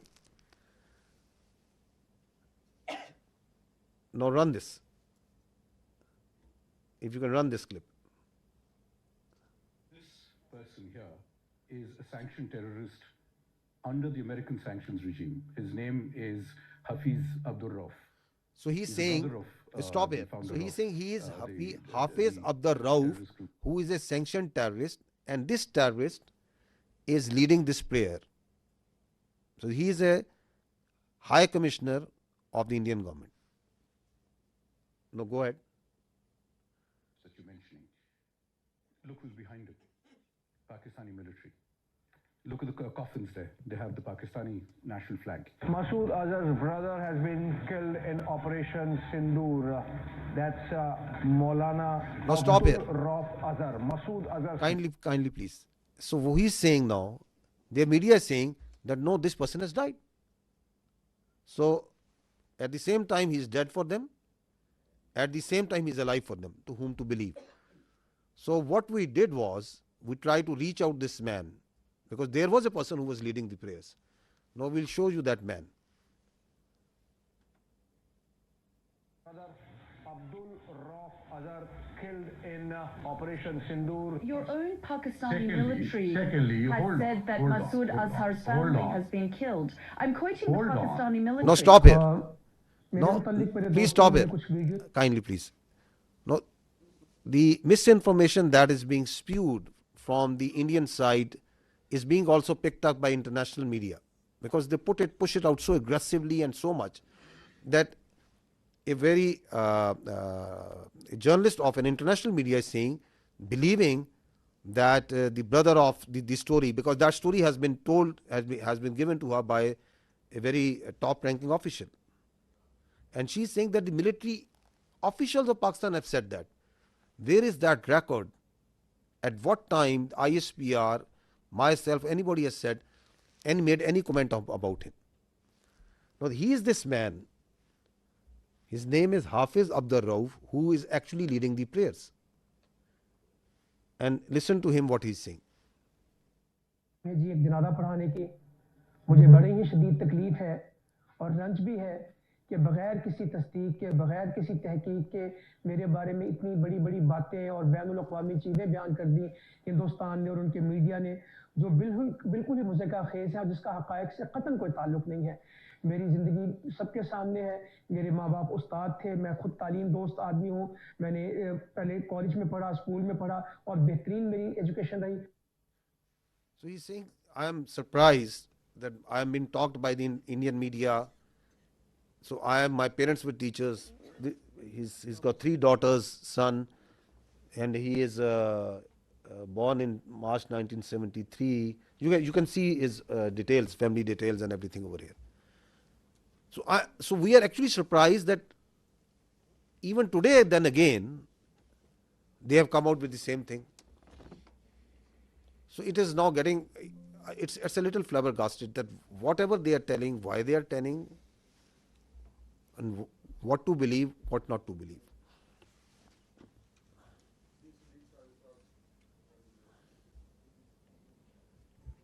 صدیق سارا جی, ایک news سے رب نواز صاحب آپ سے سوال ہے کہ ابھی تھوڑی دیر پہلے INS وکرانت کے حوالے سے بات ہوئی کہ انڈین سوشل میڈیا جو تھا اور ان کا اپنا میڈیا بہت زیادہ ہائپ کریٹ کر رہا تھا, اور پھر اس کے بعد ٹیلی گراف کی ایک سٹوری آئی, پھر کراچی کی بندرگاہ کے حوالے سے کہ اس کے اوپر اٹیک ہونے والا ہے. پھر آپ دیکھتے ہیں کہ انڈین نیوی جو ہے وہ ہم سے 3 گنا وہ بڑی ہے. تو لیکن آپ نے یہ بھی کہا کہ ہماری جو فورس جو ہے وہ خاموش فورس ہے. تو کیا یہ جو خاموشی تھی کسی طوفان کا پیش خیمہ تھی جس کی وجہ سے وہ اٹیک نہیں کر سکے, کیونکہ ادھر تو لڑائی ہو رہی تھی اب آرمی کی بھی اور فضائیہ کی بھی. جی بہت شکریہ. وہ انڈین میڈیا نے تو آپ نے دیکھ لیا تھا کہ وہ کراچی پہ وہ اور باقی بھی لاہور کی بندرگاہ پہ بھی قبضہ کر لیا تھا جو آپ نے دیکھا اس پہ, تو وہ تو let's keep that aside. So again میں نے کہا نا کہ یہ بھی جو ٹیلی گراف کی بھی جو ساری یہ انفارمیشن آپریشنز ہیں, اور جو میں نے آپ کی کیپیبلٹی بتا دی, and Indian navy also understands کہ اس کی کیا کیپیبلٹی ہے, اور اس کی فار ایگزامپل کراچی سے قریب لے کے آنا 400 میل میں میں نے آپ سے کہا, even at that range and if it comes even closer, so that makes it extremely vulnerable. They understand it. They understand it perfectly well. ایک تو جو کوآرڈینیٹڈ تھریٹ ہے naval air arm and Pakistan air force جو generate کرتی ہے وہ, اور even جو ہماری سب سرفیس ایلیمنٹس ڈپلائڈ تھے, تو وہ دے فلی انڈرسٹوڈ ایٹ آل ٹائمز کہ کیا تھریٹس ہیں. لیکن ظاہر ہے کہ میں نے جیسے کہا کہ جو وار کی پروسیکیوشن ہوتی ہے that's not an isolated service matter, that is coordinated at all 3 services level. تو وہ اس میں جو ڈیسیژن میکنگ ہوتی ہے وہ اسی حساب سے ہوتی ہے. اور لائک یہ میں نے کہا نا آئی او ڈومین میں, جیسے آپ نے ٹیلی گراف کا ذکر کیا اور پھر وہ ایک تھوڑی سی تشویش سی پہلی, تو وہ more of I O domain میں تھا. وہ تو جب اس سے بہت پہلے بھی جو ہے around I think 23rd 26th of April بھی جب وہ کاروار سے نکلا تھا تو اسی دن وہ کراچی پہ پہنچ بھی چکا تھا. تو وہ بھی اس دن آپ نے ان کی میڈیا میں دیکھا ہوگا. تو وہ یہ سب اسی آئی او ڈومین میں تھا, اور capability they all understand, and while I am not undermining, لیکن I am just be factually correct. We understand, we have our plan ready, اور مطلب اگر کوئی ایڈونچرزم کی طرف آتا ہے تو we will take them down. Thank you very much. News سے ہوں سر, اس میں جو آپریشن ابھی لانچ کیا گیا تھا اس میں کافی اسلامک ٹرمنالوجیز یوز کی گئیں, بنیان و مرسوس جو انڈین میڈیا سے تو پروناؤنس بھی نہیں ہو رہا تھا. اس کے علاوہ فالمغیرات صبحن, یہ صبح کے وقت اٹیک کیا گیا جو کہ ایک سنت تھا. تو یہ کس کی, کیا حافظ صاحب کا آئیڈیا تھا, یہ کس طرح پلان ہوا ہے؟ دیکھیے پاکستان کی جو افواج ہیں, پاکستان کی جو فوج ہے اس کے اندر جو اسلام ہے, it is part not personally of our beliefs of each one of us, it is part of our training, it is part of our faith. Iman, taqwa, jihad fi sabilillah, that's what drives us, that's our motto. And alhamdulillah we have a chief of army staff who has a strong belief. تو leadership جو سی ہے جو اوپر ہوتی ہے اس کا جو belief ہوتا ہے, اس کی جو کمٹمنٹ ہوتی ہے, وہ ٹرانسلیٹ ہوتی ہے انٹو ڈفرینٹ طریقوں سے آپریشنس میں بھی. تو یہ جو نام ہے یہ کیا بتاتا ہے؟ یہ بتاتا ہے کہ یہ مومن ہوتے ہیں جو اللہ کی راہ میں لڑنے والے ہوتے ہیں, وہ سیسا پلائی ہوئی دیوار کی طرح ہوتے ہیں. دے آر دیٹ اسٹیل وال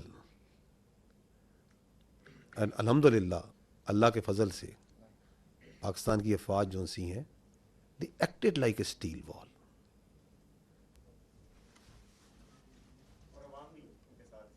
जी बग़ैर किसी शक के, मैंने इसलिए शुरू में कहा कि सबसे पहले हम अल्लाह सुब्हानहू व तआला के आगे सजदा करते हैं, शुक्र करते हैं, फिर हम पाकिस्तान के अवाम का, पाकिस्तान के यूथ का, पाकिस्तान के मीडिया का, पाकिस्तान के सियासतदानों का, तमाम पॉलिटिकल पार्टीज़ का, इस वक्त जो हमारी पॉलिटिकल लीडरशिप है उनकी हौसला मंदी का, ये जो आपने रिस्पॉन्स देखा है, it is the all elements of national power.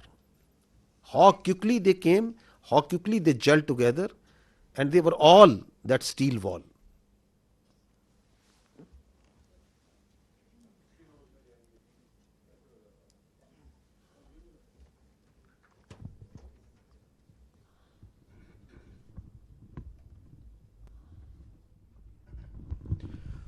Sir, Faisal Raza Khan, I am from PTV World. My first question is related to Pakistan Air Force. Beside the congratulations, you have got 6-0. Definitely. So my question, you were talking about spectrum supremacy. And this question is related to the cyber warfare and the space warfare that Pakistan Air Force successfully, whether it was the jamming or taken over of the satellite, and what was the nature of that satellite, whether that was the military one, because whole of the command and control system of the adversary, they always utilize those satellites for any action. That's one. And with the silent guy of Pakistan Navy, Vice Admiral Rabnawaz sahab. Sir, in Pulwama, we have seen on 4th of March 2019 when Pakistan Navy successfully detected the Indian nuclear capable submarine. And in Navy terminology, we always say detection means destruction. So beside P-8I Poseidon, whether you have taken over any sort of a signature of the Indian submarines, because in submarine warfare, most of the times naval assets, number one is the submarine that always go off the harbor and get into the enemy territory. So you have got any sort of a signature in any sort of your asset, from any sort of your asset, any signature of the adversary? Thank you, sir. Sir, please. Thank you very much. Thank you very much for your question. And you're right that we did make a mention of that detection on 4th of March in 2019 after the Pulwama incident, when we detected one of the submarines south of Pasni at that time. I will, because of the operation security reason, not like to comment on that, but let me tell you this thing, that we had a very effective anti-submarine warfare surveillance during this time. We exactly knew, when the submarines left the harbor and where they were likely to be deployed. And we also had a very effective deterrence operations in play, which I think they were successful in keeping these submarines at bay. So beyond that, I will not like to comment on any further. Thank you very much. Regarding spectrum supremacy, जैसे कि I mentioned, it's a critical component, a very vital component, cardinal for the electromagnetic spectrum, and that we have cyber and space. They come hand in hand with EW.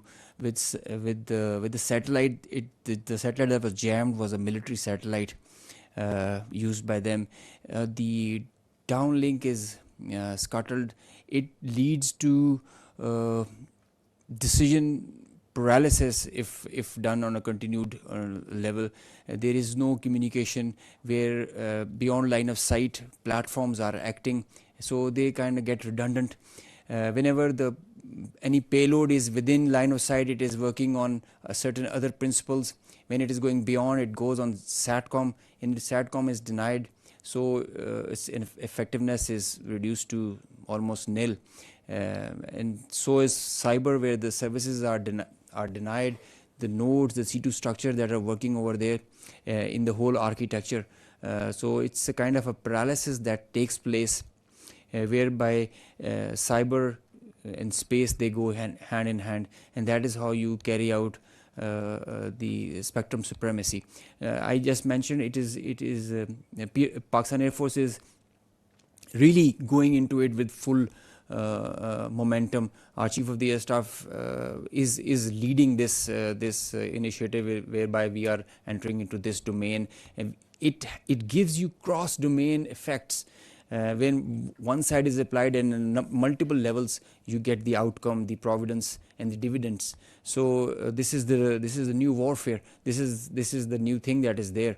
As soon as the things are getting digital, wireless, we are relying on electromagnetic spectrum more and more, and so this becomes imperative that we have control over the spectrum. I just mentioned control of air is preceded by control of spectrum now. Through spectrum and EW, we were able to see beyond our radars, and we had, as I mentioned, I showed you, we had correct, precise IDs of the projectiles and the platforms that were taking off, and thereby we could react in time and respond in the way as you just saw.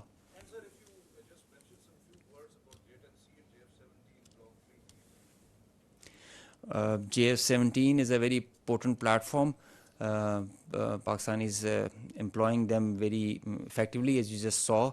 JF-17 is the pride of Pakistan, and the Block 3 has added potential, enhanced combat potential and effectiveness with the payloads that it carries.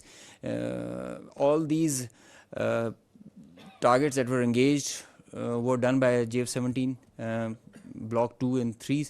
It has the ESA radar. So J-10 is a very good thing. As you saw, it's not the fact that the Rafale is a bad plane. Rafale is a equally potent, very potent aircraft. I mean, if employed well, but it's how you're, with all in all fairness and jokes aside, it's all the training. I think it's the, as I mentioned, the direction, the leadership that propels you in that direction, gives you confidence, and the support of the nation. That's the foundation the Pakistan Air Force and the armed forces are standing on. The support of the nation, and the way you look at us right now and always do, this is what drives us. This is what drives us. Thank you.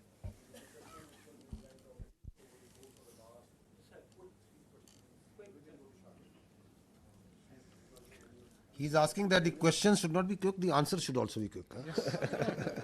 I'm sorry.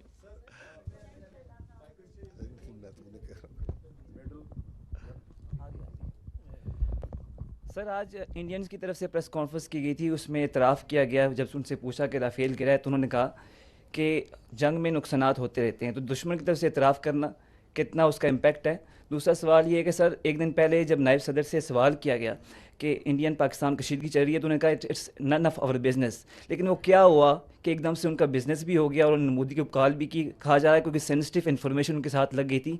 तो क्या national command authority की जो meeting थी उसके बाद हालात बदल गए, जज्बात बदल गए? आप राफेल का कर लो जी। देखिए, हम एक बड़ी प्रोफेशनल एयरफोर्स हैं, इंडियन एयरफोर्स भी बहुत प्रोफेशनल एयरफोर्स है, एक आर्म है, and we have a kind of unsaid unwritten vow in between that हम एक दूसरे की प्रोफेशन उस पर कोई वो नहीं करते. My job is to defend my country, his job is to defend his and perform his duties. They can appreciate it. I appreciate it that they have accepted it, because it's evident. You can see it in the air, on the ground. Everybody is looking at this, satellite pictures for that. So he had no other choice, I guess. And, I told you there are 3 Rafales that are missing. So one MiG-29, one Su-30. जो आपने बात की, देखें मैं आपको पहले ये अर्ज किया है, and I will repeat it. Military conflict or war between 2 rival nuclear states is absurd inconceivable and sheer stupidity. So, once the India thinks that it wants to carve out space for war between India and Pakistan, it is not carving out space for war. It is a recipe for mutual annihilation. Therefore, there is no space for war, and the world knows it. And you saw it. In this conflict, Pakistan exercised escalation control. We acted very maturely. We used our conventional forces, we gave up notch-up response, and we didn't even pull any force from our western front. We kept on continuing to give conducting the counter-terrorism operations without any pause. And while doing that, we were the one who were maintaining escalation control. And you saw that manifestation, that on the morning of 10th, who is asking that we don't want to de-escalate? We don't want to escalate. And if Pakistan is willing to de-escalate, then we will also de-escalate. Who is asking that? Publicly. So the escalation control was with Pakistan.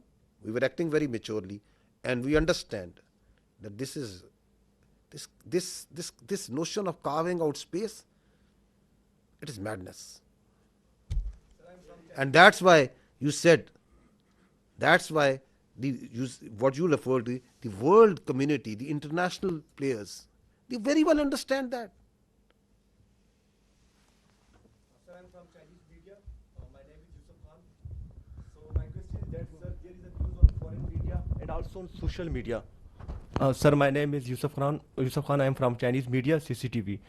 Sir, there was a news on foreign media and also on social media that Pakistani Air Force entered the Indian airspace. I just want to know this, sir. Okay, let me answer you before the AVMs gives you the specific. Please, if we have to stay away from what's all coming on media and social media. If we go as per the conduct of this military conflict by the media and social media, then there were 15 attacks that Pakistan made. Karachi is already burned. Quetta is gone. And God knows what all has happened. There's a female pilot also in our captivity. I don't know. So let's try to stick to the facts, and let's not try to stay what the media or social media is saying.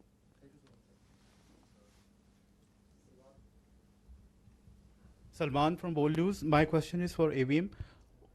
Chota sa quick question hai. What was the difference between PF and IF engagement? Is what only JTNC or something else?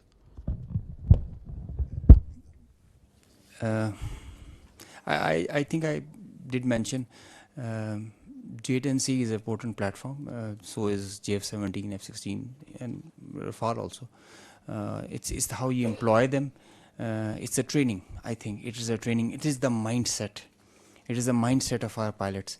The aggressive mindset that we take. Pakistan Air Force, alhamdulillah, is giving training to foreign countries. They are coming and asking in numbers. They want to come and have training with us. We have been invited on international exercises. The kind of level of training we have is remarkable. So I can say with great conviction that the difference was in the mindset, in the leadership, in the whole architecture. Platforms do come in play. They are there. I mean, you cannot just rule out them that they don't mean nothing, but they are one part. But the main driving force is the culture of the organization, the leadership, the mindset it has. Iqbal said, "Kafir hai to karta hai shamsheer pe bharosa, momin hai to betegh bhi ladta hai sipahi."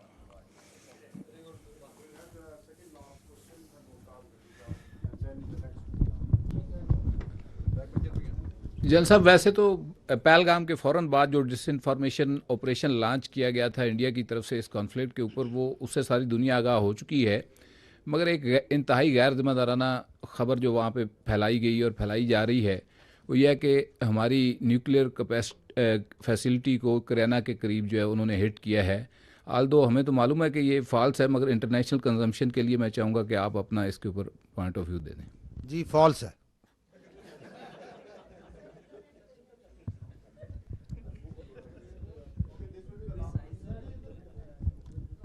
D G صاحب thank you. Ghazanfar صاحب آپ کا تو بہت شکریہ کہ مجھے سوال کرنے کا موقع ملا، اور میں یہ بھی ریکویسٹ کروں گا کہ بار بار جس پریس کانفرنس میں بھی ہو مجھے سوال کرنے کا موقع ملے. اور اعلیٰ نور وزیر ہوں مشرق پشاور گروپ سے. میرا سوال یہ ہے کہ بھارت اور پاکستان دونوں ایک دوسرے پر دہشت گردی کے الزامات لگا رہے ہیں، تحفظات ہیں، تو یہ الزامات یا تحفظات کیسے دور کیے جا سکتے ہیں؟ مل بیٹھ کر کردار ادا کرنا چاہیے دونوں ممالک کو. اور دوسرا سوال میرا یہ ہے کہ اگین اگر مطلب اس طرح ڈرون آتے ہیں تو گرانے کے لیے کیا عمل عمل ہے؟ اور ساتھ ساتھ جو مطلب بھارت کی جانب سے آپ نے بات کی لوگوں کی کہ ہم نے لوگوں کو ٹارگٹ نہیں کیا، تو آپ کا لوگوں کے لیے میسج کیا ہے اور پھر بھارتی آرمی کے لیے آپ کا پیغام کیا ہے؟ دیکھیں وہ جو ڈرون ہے وہ 84 سے آپ کا دل نہیں بھرا جو ہم نے گرا دیے ہیں. جتنے آئے تھے گرا دیے، ٹھیک ہے، آئیں گے اور گرا دیں گے. تو آپ please there is no issue, remain totally comfortable. Whatever they will send, whatever they can send, with the support of the people of this country, your armed forces have the capability to take them on. Absolutely no issue. جو آپ نے پہلی بات کیا کی تھی؟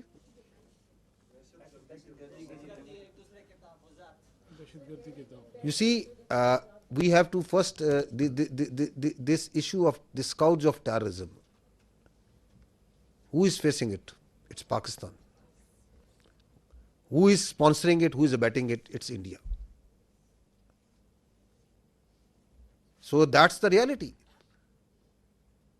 Do you think that they are conducting, they are prosecuting terrorism in Pakistan through multiple proxies? How to deal with it? How to deal with it is to gel the nation to stand together, as we have stood like a steel wall against this threat from India. This steel wall will smash this terrorism also, whatever they may do, whatever proxies they may put. And the state of Pakistan, with the support of its people, is doing it. It requires the whole of the nation approach. I will not go into the details. I have multiple times said that we have these 14 points of the National Action Plan. We have to implement that wholly. So this terrorism is not going to go away by talking with India. We don't look outside. We don't beg anyone that don't do this. Our strategy is not hope. We are a proud nation and we will finish off this terrorism. There should be no doubt in it.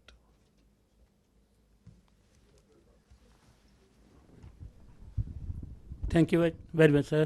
Asghar Ali Mubarak Daily Mail سے ہوں سر. جس طرح کا ایک پاکستان نے ماشاءاللہ مشرقی side پہ جو فتح یہ حاصل کی ہے اور قوم کی میں نے دیکھا ہے کہ خوشیوں سے ان کی آنکھوں میں آنسو بھی، لیکن دل ان کا جو ہے آپ کی آرم فورسز کی وجہ سے بہت جو ہے وہ دعائیں دے رہا ہے. تو کیا ہم مغربی سائڈ پہ بھی اسی طریقے سے اس جو مومنٹم ہے اس کے ذریعے دہشت گردی کے اوپر قابو پا لیں گے؟ جس طرح بلوچستان کے اندر، جس طرح کے پی کے اندر ہم دیکھ رہے ہیں کہ مختلف ایریا کے اندر، تو ہم یہ سمجھ سکتے ہیں کہ یہ جو مشرقی سائڈ کے اوپر جو اتنی بڑی فتح یابی حاصل کی ہے اس سے پاکستان کافی عرصے سے حالت جنگ میں ہے، تو اس کو بھی ہم اسی طرح جو ہے فتح یاب سے ہمکنار کریں گے. میں یہی عرض کروں گا، اس دہشت گردی کو پہلے تو اول یقین رکھیں کہ ہم اس پہ قابو پائیں گے، قابو پا لیں گے اللہ تعالیٰ کی مدد سے اور نصرت سے. اس کی کچھ وجوہات ہیں. اس کی وجوہات یہ ہے کہ ہم سچ پہ، ہم حق پہ ہیں. ان کی یہ جو آئیڈیالوجی ہے، پرورٹڈ آئیڈیالوجی ہے، یہ اسلام نہیں ہے. اس کا اسلام سے، دین اسلام سے، اس کا انسانیت سے، اس کا پاکستانیت سے کوئی تعلق نہیں ہے. اس کا ہمارے رسم و رواج سے کوئی تعلق نہیں ہے. مظلوم کو مارنا، خود کش دھماکے کرنا، مسجدیں اڑانا، کڈنیپنگ کرنا فار رینسم، भत्ताखोरी, स्मगलिंग, इसका क्या ताल्लुक है इस्लाम से? इसका क्या ताल्लुक है इंसानियत के साथ? तो we are on the right, the nation is on the right. You have a battle-hardened army. What we just need is that we stand together the way we have stood together. And this nation, for its survival, for its prosperity, is standing together. आपको नजर आ रही है ये कौम मुत्तहिद, इकट्ठी, एक अज़म, एक चमक, हमें नजर आ रहा है, आपको नजर आ रहा है. एतमाद, बावजूद तमाम कोशिशों के दरार डाली जाए इस मुल्क के इदारों में, इस मुल्क की अफवाज में और अवाम में, किस तरह मुत्तहिद हुई है कौम? क्योंकि हमें पता है कि रियासत माँ होती है. इस माँ, इस रियासत की छत तले हम सब ने पलना बढ़ना है. कोई थोड़ा कम पढ़ लेगा, कोई थोड़ा ज़्यादा पढ़ लेता है, कोई अमीर हो जाता है, कोई गरीब होता है, जिस तरह ख़ानदान में भी फ़र्क होते हैं. But doesn't make us that we start fighting with each other. तो our unity, our resolve has been strengthened and will continue to be strengthened, and we will take on this terrorism. और हमें ये भी पता होना चाहिए कि ये भी उसी दुश्मन जिसने अभी कन्वेंशनली हम पे अटैक किया, ये भी उसी की लगाई हुई आग है, ये भी उसी की मकारी है. तो क्या हम उसको अगर वहां मात दे सकते हैं तो उसकी इस मकारी को मात नहीं दे सकते? बिल्कुल दे सकते हैं, और दे के देंगे इंशाअल्लाह ताला.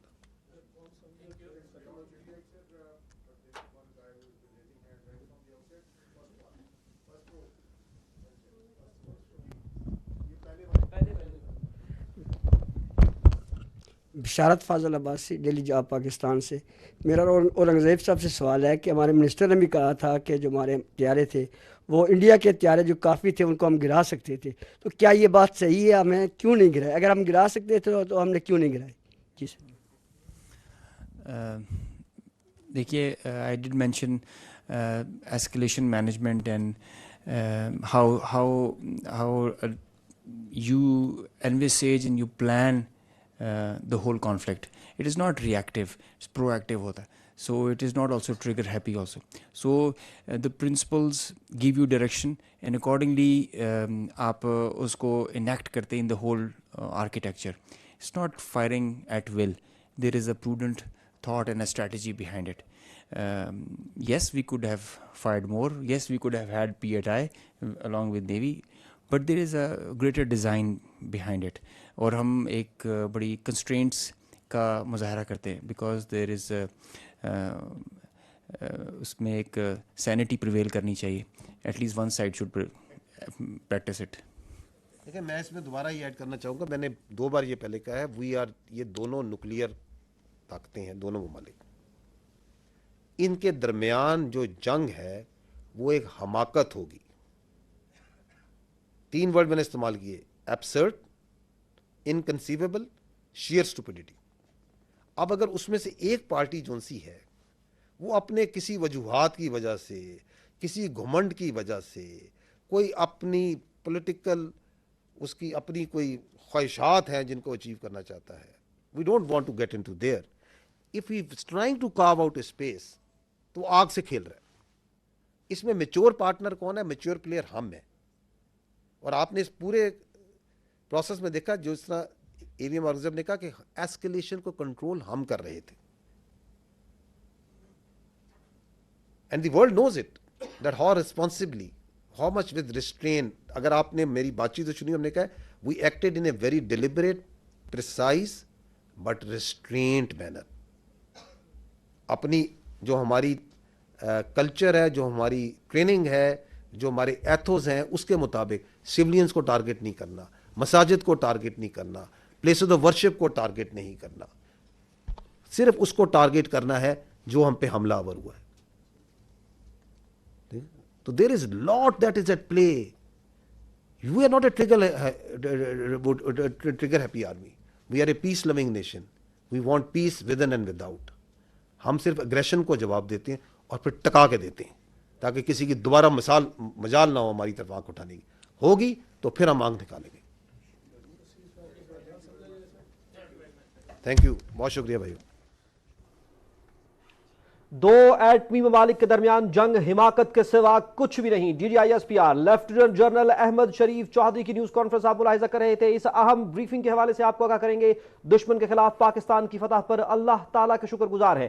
پاک فضائیہ اور بحریہ کے سینئر افسران کے ہمراہ D G I S P R lieutenant general Ahmed Sharif Chaudhry کی پریس بریفنگ آپ ملاحظہ کر رہے تھے. انہوں نے کہا کہ ہم اپنی خود مختاری پر کوئی آنچ نہیں آنے دیں گے. پاکستان نے بھارتی جارحیت پر انصاف کرنے کا وعدہ کیا تھا جو پورا کیا, کوئی شک میں نہ رہے. ہماری خود مختاری پر پھر حملہ کیا گیا تو اس سے بھی زیادہ بھرپور جواب دیا جائے گا. دشمن کی بلا اشتعال جارحیت کے جواب میں افواج پاکستان نے آپریشن بنیانم مرسوس کیا اور مسلح افواج نے دشمن کو منہ توڑ جواب دیا. پاکستان نے 26 بھارتی تنصیبات کو کامیابی کے ساتھ نشانہ بنایا.